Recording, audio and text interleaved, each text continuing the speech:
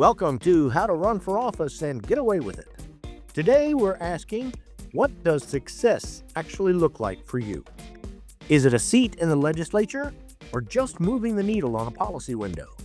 From Sir Galahads to strategic spoilers, we're breaking down how to define success and leave a lasting mark on the map.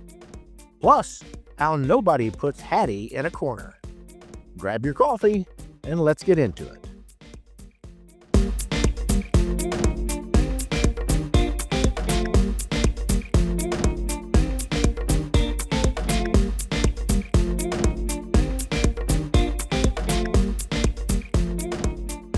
Welcome to How to Run for Office and Get Away with It. I'm Scott. And I'm B. And this is episode Lucky 13.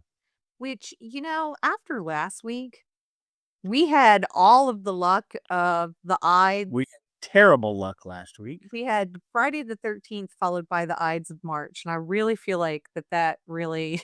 Not that you're superstitious at all. Now, wait, was it? It was Friday the 13th, wasn't it? I believe it was. Yeah, because, it was 2 Friday the 13th in a row. Right. Yeah. My grandmother was terrified of Friday the 13th because every time it was Friday the 13th, something terrible happened to her. Like she fell down the stairs and broke her leg. Is that when she broke her leg? And then one time my grandfather was determined to prove to her that she was fine and just take her around for a walk on the block on a Friday the 13th. And she slipped on a patch of ice and broke her arm.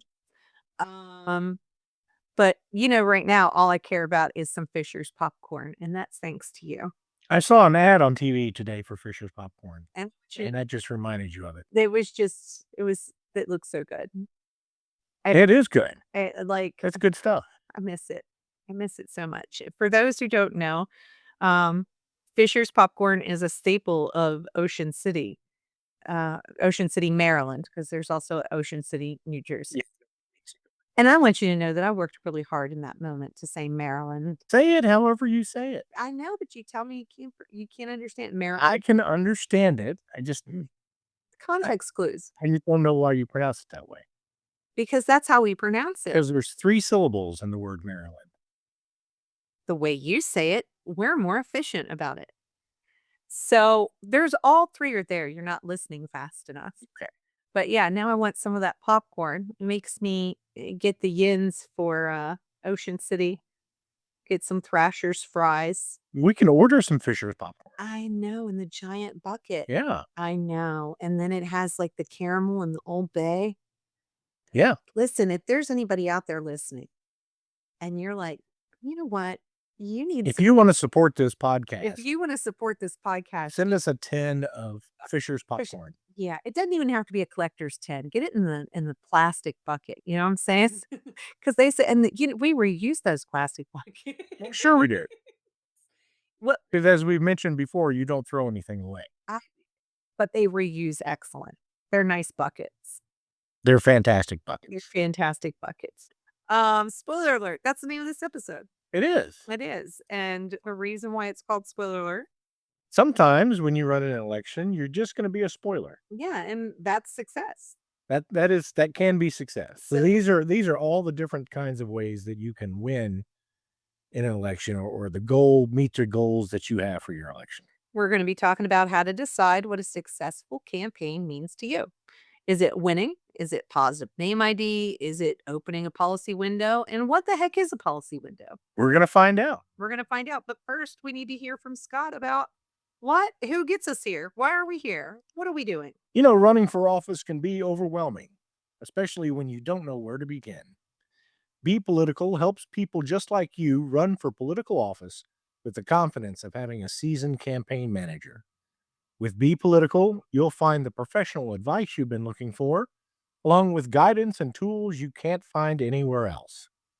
We'll help you stay organized and guide you in making important decisions about your campaign.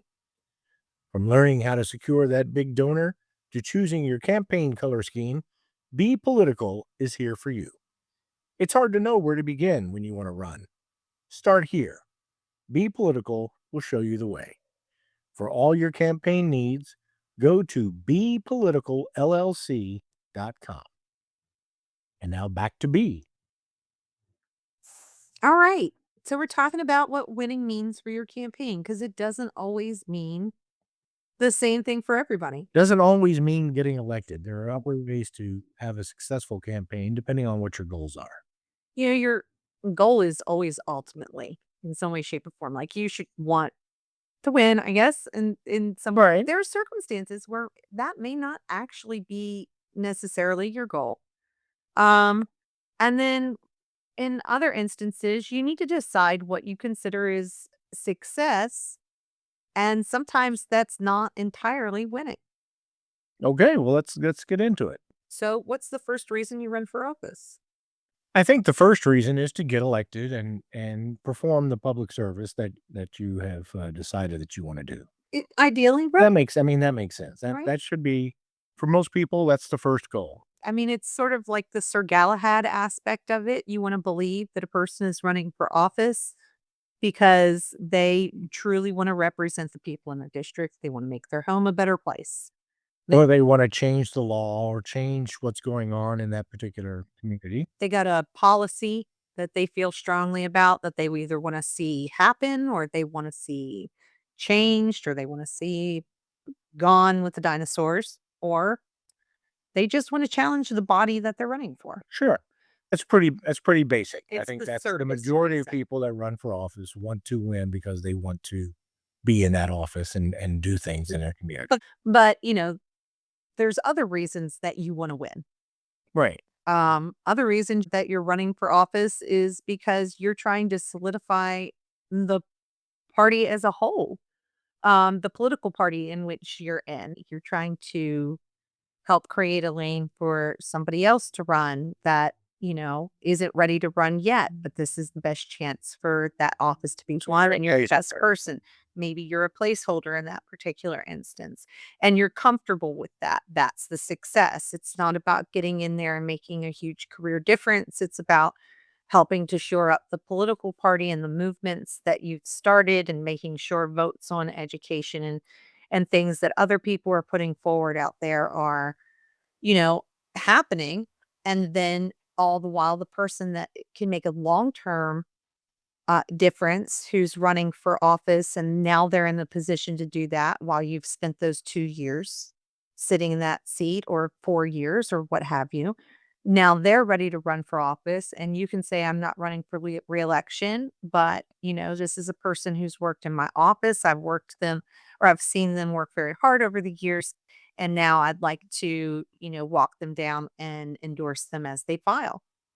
And so you could be doing that. That might be So how some you're people have a big part to play in their party and some people might have a smaller part to play, but this might be one of those. right. And so your goal is still winning, but Sure. your success is that you've helped create that lane for somebody else who has a whole career ahead of them. And you're not looking to spend your retirement or the rest of your career juggling two things. You just have the window to be able to do it now and it helps protect the movements that you've started to help preserve, say, education or environment or whatever it is that is coming up in that legislative body, and then you can hand that mantle off for the next person to run for the seat when the environment or situation allows. Okay.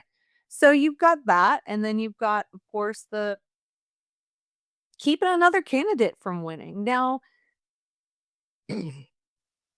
that sounds like not the greatest idea in the world, but sometimes people are genuinely good guys and genuinely bad guys. Right. Now, There are definitely bad candidates. there are bad candidates and sometimes there are bad people. And I think now more than ever, we're kind of seeing that play out in politics that people are running for office not because they have good intentions. It's because they have selfish intentions or they have financial intentions or they have intentions that are for any other reason but representing or governing people. Certainly not our listeners. Certainly not. So, you're seeing that person and nobody is opposing them. It's like, well, somebody's got to stand up, and our listeners are the people who stand up, That's right. right? So they wouldn't be here listening. So, maybe that's why they're running. Or maybe it's because there's just like this person who's running for office and they're swell enough, I guess. They're swell enough? They're swell. They're just jolly. I mean, They're decent people. they're decent people, but they're not the They're not the brightest best candidate. they're not the brightest bulb in the box. Right. But maybe they were great at high school sports. So sometimes success on a campaign is just keeping the other person from winning. Because you know the detriment that they will cause. Right. And, you know, that's not a good enough reason alone. Please have a plan after that, right? If you don't, then you're not the best person. That means maybe go find the best person. Right. But if you're the only person willing to stand up and do it, then stand up all the way and do it. But your reason may be just because this is a horrific person who should never be in office, or this is a really nice person who is tragically just Unqualified. unqualified. Right. And they're going to win. I know somebody, we were talking the other day, he's a judge. He's an elected judge. One of the kindest people that I have ever met. He is an excellent adjudicator. I mean, just he gets excellent reviews. When he first ran for office, he was telling everybody about how he's highly intelligent. He top of his class in his law class and a law review and all of these things that he had done, and nobody cared. He wasn't getting any traction. And then he was told to start putting out pictures of when he was a football star Right. and when he would played sports, and all of a sudden his numbers went up. And he always says to me, "I don't understand why that you would think that people cared about me being qualified and Sometimes that's not what people look for. and sometimes it's more important to them that you were really good at high school football." But hopefully you got something else going on for you other You than being a high school sports star. If the other guy doesn't, if the other person doesn't, and no one else is willing to run, then that's a reason to run. Right. That's a legitimate reason to say, "Okay, well, I can do better than that, and we deserve better than that." So, and then speaking of winning, it may just be winning the primary. And there's a lot of reasons that you're running and a successful campaign for you is winning the primary. Um, One of the reasons that you might have been running in the first place was to get the party excited. And so, and somebody was asking me about this not too long ago. How could having a bunch of people running for a primary get the party excited? Doesn't that pit each other against each other? Well, not necessarily. You can run friendly campaigns, and they do happen all the time. In fact, I know a campaign one of the first campaigns that I worked on significantly in Kentucky was they called it the gentleman's campaign. The two candidates talked to each other on a regular basis, and they kept it friendly and said regardless of, I mean, and these were two people of two different parties, and they were the candidates after the primary, and they said, "We've known each other a long time. There's no reason that we can't just present ideas." And they both were very good about that. So if you're doing a primary and the goal is to excite the party, well, instead of having one person run on that political primary, you have three people or four people.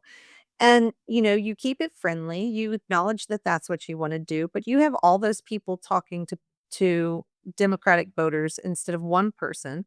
And then when it comes to the primary, well, they're not paying attention because they don't have any options. Right. So, they're not checked in or paying attention until like October. You don't want that. That gives you no time to gain name ID for the general election. So if you're running in a primary, then you're starting earlier in the year and getting a lot more attention to that race. Right. And you're able to get the funds that you need to get the name ID that you need to get the people paying attention that you need a lot earlier. Because when nobody's paying attention to your race because you don't have a primary, well, nobody's giving to your race. It's a lot harder because nobody's excited about it. Now, if you have more than one person running in that primary, they're all talking to different voters and then they're supporting each other. I'm thinking like if I might talk about it on here if I haven't already. So it kind of reminds me of like in Ireland, they had the race for Uachtar na HÉireann. And if you're not familiar with the Uachtar na HÉireann is, it's sort of like the president of Ireland. Right. If you are familiar, it's Michael Higgins held that position. Michael Higgins. And he had Bernese Mountain Dogs, and you probably saw them all over social media. He was like the Bernie Sanders of Ireland. He was like a professor in Right. poetry. And so anyway, his term was up and they had an election with they had 2 women running in opposing parties, and they did what I was describing earlier with, like, the Jones. They ran on ideas, and they were heavily supportive of one another. They openly said things like, "Oh, you'd be lucky to have the other one." They ran on the merits of their ideas. And Ireland paid attention and got excited, and because I mean, it was historic. 2 women, no matter what was gonna happen, the future Oopsring Naharan was going to be a woman. So, they even in doing that, their success was in being able to get Ireland that civically minded and excited.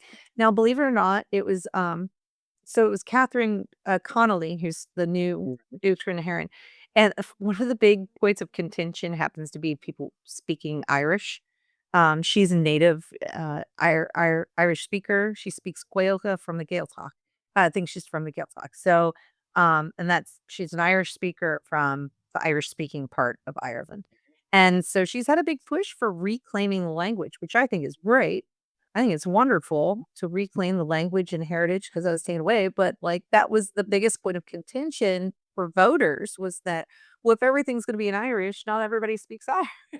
So, But it's an important part of Irish history that she's trying to bring back. it's an important part of Irish culture and Right. heritage, and so it's not my country, not my monkeys, not my zoo, but I'm saying this was the discussions that were taking place. It was on the merits of heritage and culture and how that should be handled and addressed. And they were supporting each other and giving each other kind words and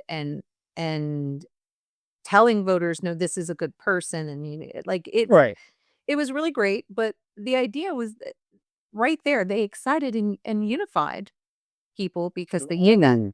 So even just running opposition to somebody, if you can maintain that relationship with them, Sure. that is something that excites you. So that's a really decent reason to actually run for office. And that could be winning whether you win the primary or not. And then of course there's the more contentious part of running in a primary against someone, which is because you either want to keep another candidate from winning because they're a bad candidate, no different than, opposition, or they're a candidate in bad faith. They're saying they're libertarian and they're not libertarian. They're just running on the platform. So you're running against them because you recognize them as being a poser, as the cool kids say. Yeah. And then of course, the party ideology, which think Bernie Sanders again. We're going back to Bernie Sanders a little bit. He wanted to shift the party ideology. The Democratic Party had shifted a little more conservative and he ran for 2 reasons. Shift it Right. back a little bit more. Um, and to bring up he was running for specific policies, which we're gonna talking about in just a minute. That's right. So, winning is nuanced. Why you wanna win, why that's your goal, it's, you know, is the real question. And so it's important to know what your goal is and what defines success, what defines winning for you. What are some more personal reasons or personal outcomes that you can consider winning? I wanna be popular. I wanna be the cool kid. I wanna be everyone loves me, and I wanna feel everybody loves me. Right. You'd be surprised how many people run for no, you wouldn't. No, you wouldn't be I would not surprised. be surprised. People wouldn't be surprised. People will run because they wanna be popular. Yeah. Popular. Maybe not 100% the best reason to run. It's not. They In and of itself, it's not. run because you want community clout, you want career clout, maybe it's gonna help you personally in your career. Maybe you just want to make Papa proud. I keep going back to, like, little mentions. Papa always wanted to raise a city magistrate. Yes, Papa did always want to raise a city magistrate. Um, yes, There's somebody out there that's true for it. that's true. Yeah. Yeah, and so yeah. So, that's a pretty base reason that people run. Right. It's usually a thing that happens, like, it's usually running somewhere in the background. Like I said, none of these These are not reasons, these are not reasons to these run. definitions for success Right. are not mutually exclusive. Right. You will probably have a combination of these. One of those combos should hopefully be because you genuinely want to hold the office and represent and do Right. good. Combined with what else you consider successful may also be beating the pants off of your opponent, adding friends and being cool. These are reasons that people run for office, and whether or not they get that determine their success. So They may not win the election, but suddenly they're more popular right. and they get a boost in their career or in their clout around the community. Now, that in itself is not a great definition of success. It's not a great definition of reasons to run. So what is you're running for office and you know that you want to hold that office. And so you recognize that it's your first time running for that office, Mhm. and your success, you will have succeeded in this campaign if you have set up the foundations for your next run. Right. If you have built your brand, name ID, and all of that, and you have built your foundations with your volunteer group, your supporters, and then, you've gotten to know your electorate in a way that they see you as a community leader, a person who runs for office, and you've gotten to know them more intimately and what happens culturally in these different areas and who lives here and what family lives in that holler and whose family used to live on that block. And now you're better prepared and experienced for that. So your success was gaining that experience and Right. foundation, and maybe you lost, but that's fine because that wasn't your success. Your success was Being prepared for running again. exactly. Okay. So then there's also the starting your political career, which is pretty much all of that, but also using it as an opportunity to get to know the people in politics, the people that are going to help you as you move along. Right. So you And may maybe you wanna start running for a smaller office, and next time you're gonna run for something bigger because you have that party support behind you and that name ID already. exactly. So if your goal, if what's successful for you is getting to know those people who can help you, and at the end of the day you won, but you didn't make those contacts, well, then you haven't fully succeeded. You need to Right. kind of circle back and find out what do I need to do to do that. Um, and you may find yourself wondering why I won. Why does it feel like I didn't win? Ask yourself, what did you define your success as? And success in a campaign isn't always winning the election. It may be that you've opened a policy window. And what is a policy window? So a policy window is a window of opportunity. I'm using air quotes here, by the way. It's a window of opportunity. It's a fleeting period during which the potential for significant policy change is high. Okay. So, not to get poli-sci nerdy on you, but the concept was popularized by John Kingdon in his multiple streams framework.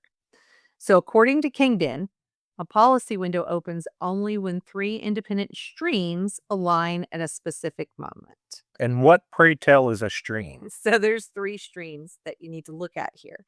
You're looking at the problem stream, which is a particular issue, such as a public crisis, a new statistical report, or a high profile event. It gains widespread attention and is framed as something that requires government action. Okay. And then you have the policy stream. It's the second stream. It's a primordial soup of ideas and solutions generated by researchers and advocates and experts. So, like for a window to open, a viable, technically feasible solution must already be floating around in the atmosphere, ready to be like People are like, "Oh, I heard somebody say that." Like, it's gotta be out There's there. already some ideas There's about already something. what should be done about this particular issue. Right, it's floating out there. Right. Like, "I've heard that." The experts are talking about it. And then the third stream is the politics stream. This involves the broader political environment, including the national mood, changes in administration, like an election, or shifts in legislative leadership.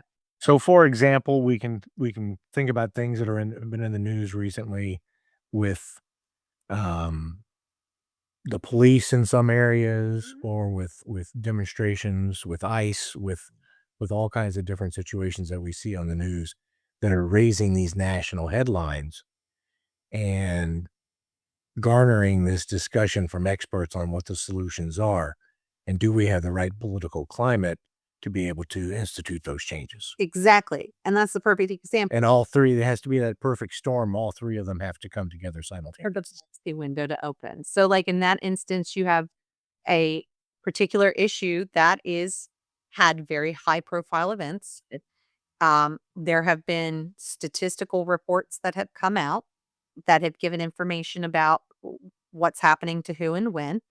And there has been a public crisis in the way people are responding and responding to one another and how they're being treated. And so that's been very televised. So now you have the problem stream is right in Sure. place. And then you have a policy stream, and that's where people are competing with their ideas and suggestions. You've got people from different areas of expertise.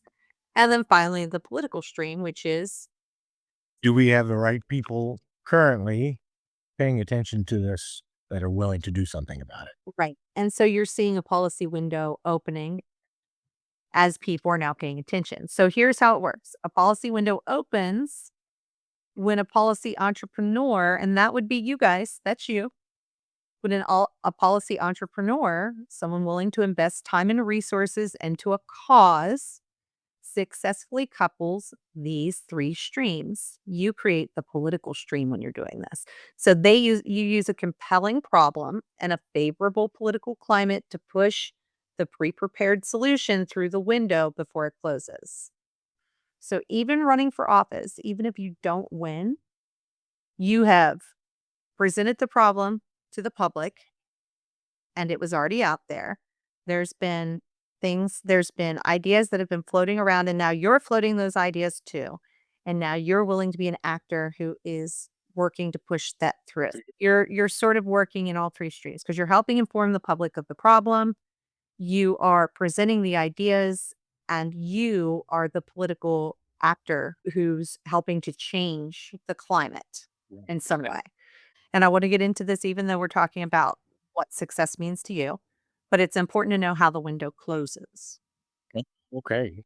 So the window closes if the problem is solved, um, or people believe that it is. And that's important. You need to make sure if the problem isn't solved that people do not believe that it is in any way. So the problem solver people believe it is, the political environment shifts, right? So if something else happens and, like a massive crisis in another area and it shifts attitudes, you can't do anything about that. But that will close a window immediately. It shifts everybody's attention and nobody cares anymore. The crisis fades from the public eye, same concept. So policy change it's a slow process, but when it finally takes off, it's not at all. It's like you have a A very short a window. very short window and a very linear process. It's short bursts, right? Okay.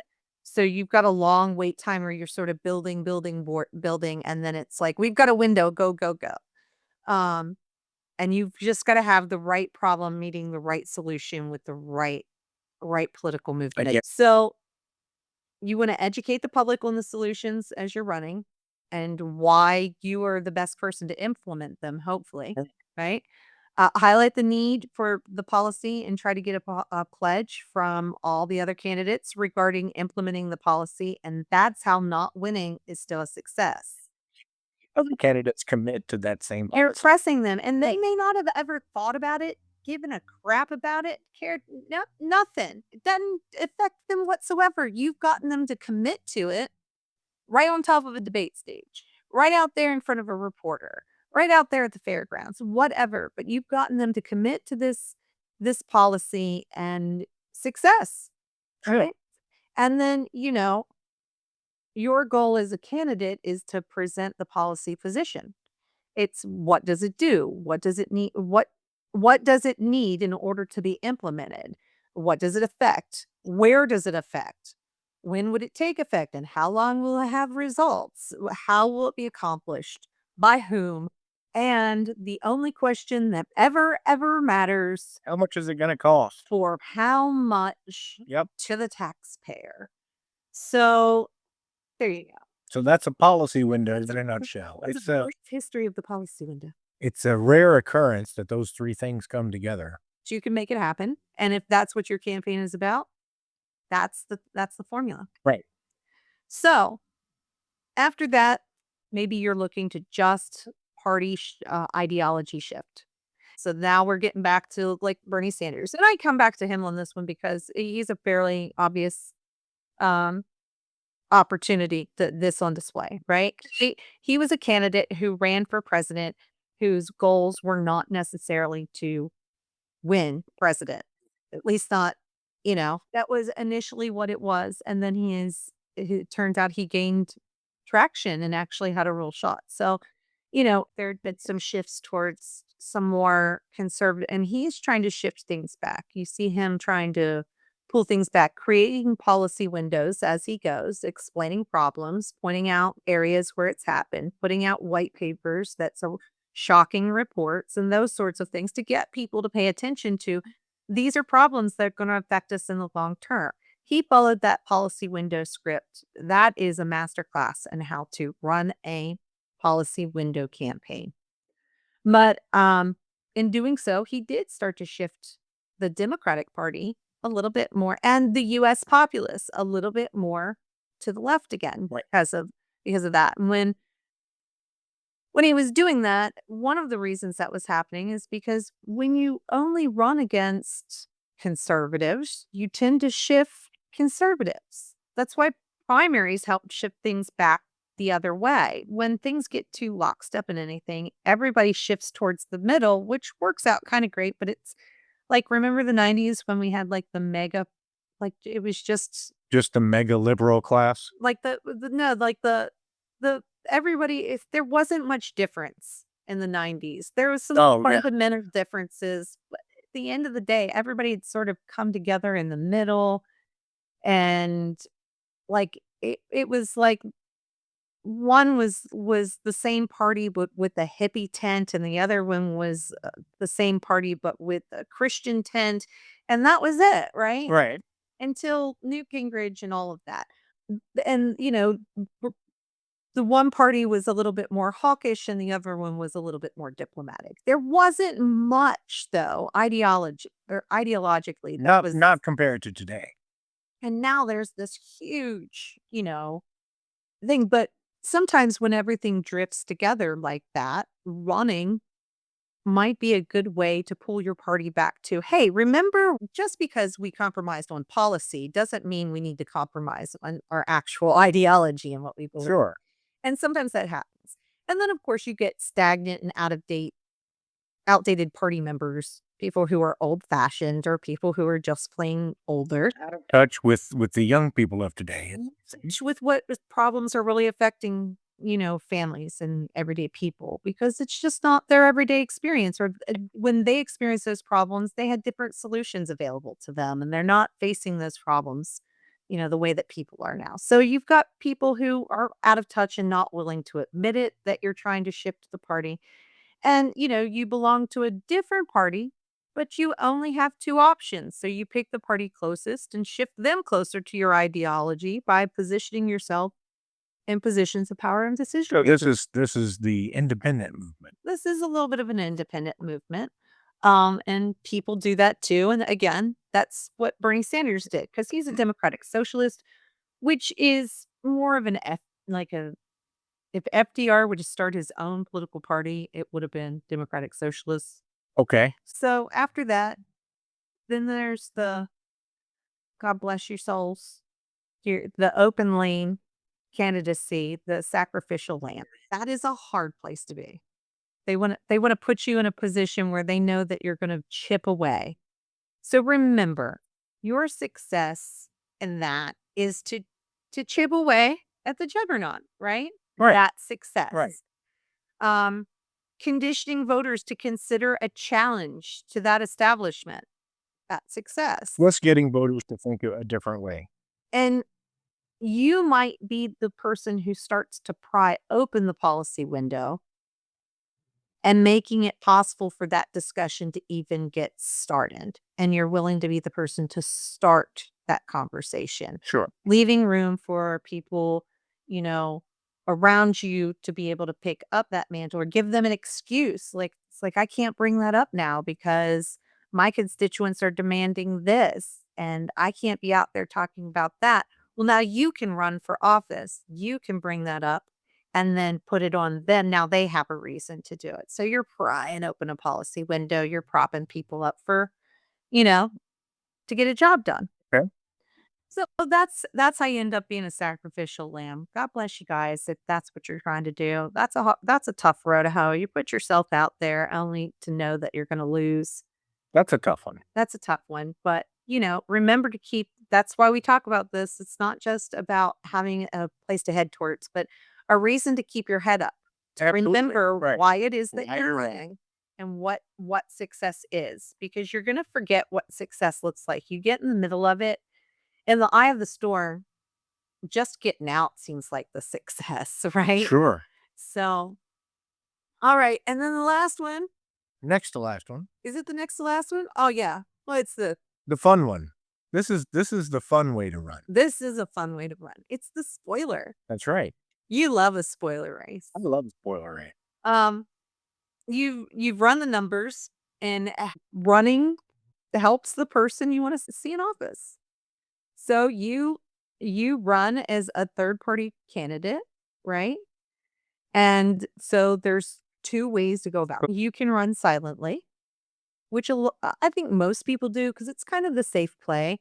You can run silently. Merely your presence on the ballot is not being a Democrat or Republican. So you're not out raising a bunch of money and putting up yard signs all over the place, You're and just putting your name on the ballot just to give people a different choice when they get to the ballot. because they maybe just say you're running against a Republican who isn't popular with the party, but they won't vote for a Democrat, not in a million years, right? Right.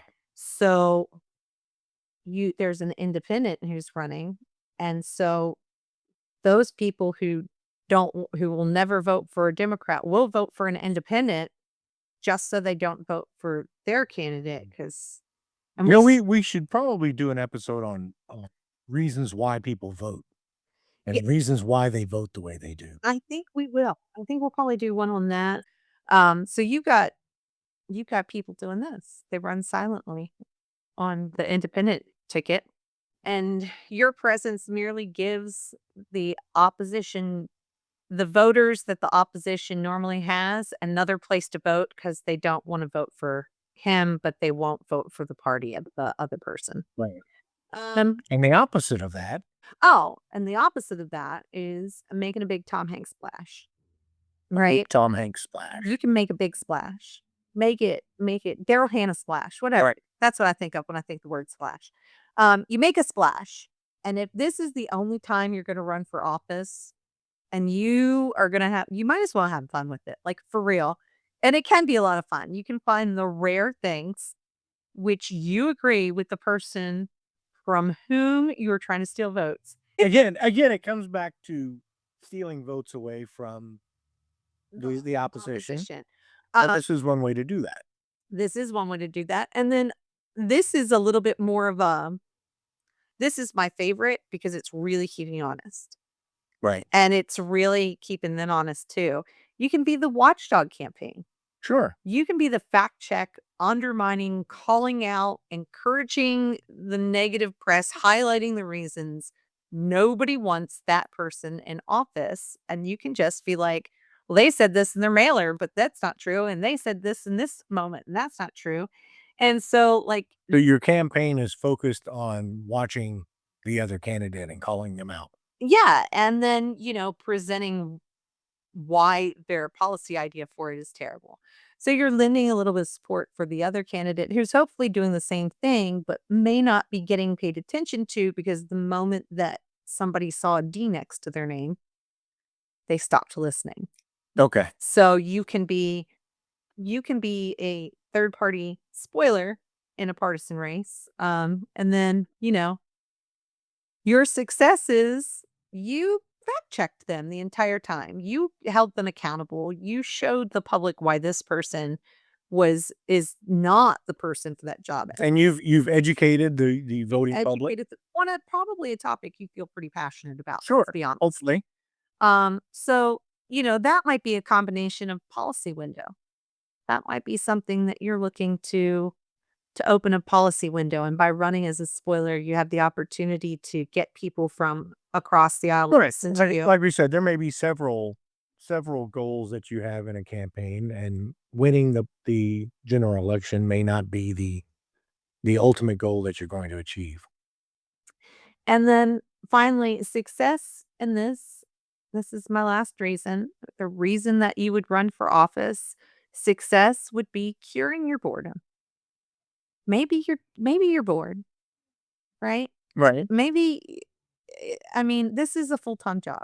And maybe you've retired, but I don't know. I don't know what your life is, but this may be light work comparatively. I have not found it to be so. Right. It's a full-time job. But hey, if you are looking for something to do with your life, This will definitely fill your this will time. definitely that you will succeed. Um, or you've waited for the chance and this was always the plan. Now it's time, and that's all there is to it. Sure. And so success is that You've done it. you did it, As you campaigned. that you ran for office. Right. You did your best, you gave it your all, and that's success. Whether you ran or whether you won or not, whether you got the votes, whether just the achievement of giving it your all just once. Absolutely. So, that's some of the reasons you run for office, but that's also how to use that to define what success is and to help drive like what it is that you want to what direction you're heading, why you're doing this. And if you can define why it is that you're running, you can define what success looks like, And you can have a clearer plan for and you your can have campaign. a direction and vision for Sure. where you want to go so that at the end of it all, I succeeded is what you can say. Right. So,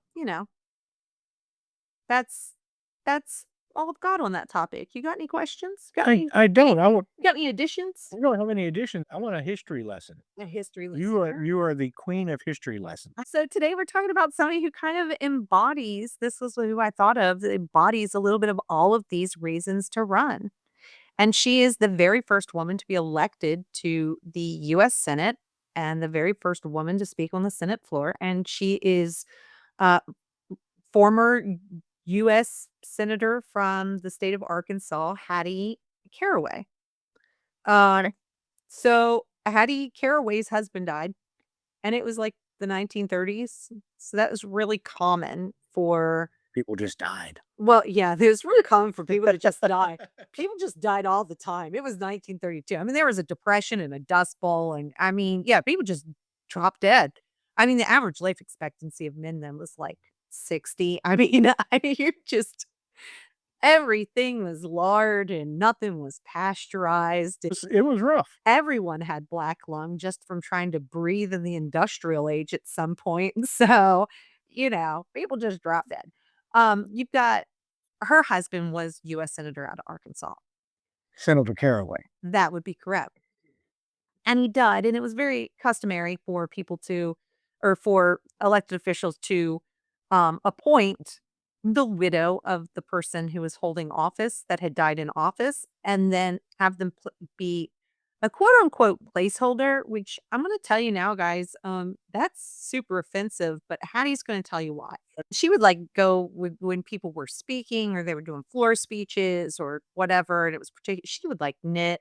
She would do like she would, but she was paying attention. She was involved and she was doing the job. Well, they were the Democratic Party at the time, it's 1932. They're sort of like going about picking the person that they think should run for the seat when it comes up for election, and nobody asks if she still wants the seat or if she wants to run.